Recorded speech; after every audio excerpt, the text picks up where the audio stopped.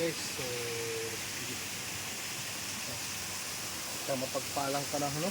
So di namin sukat akalain na makasumpong kami dito ng napakalaking puno na tinatawag na dragunto beads o tinatawag na gumamilasilis.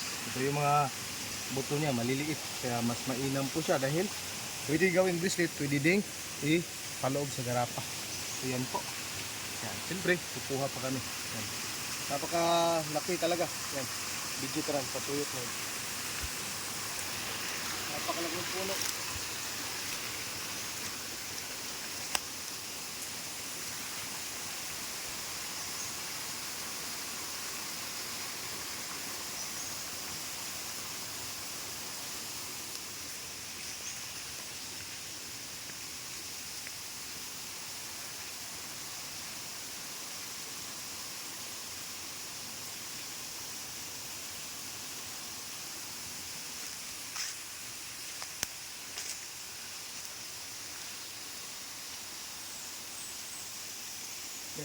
Ikuan ang dalit.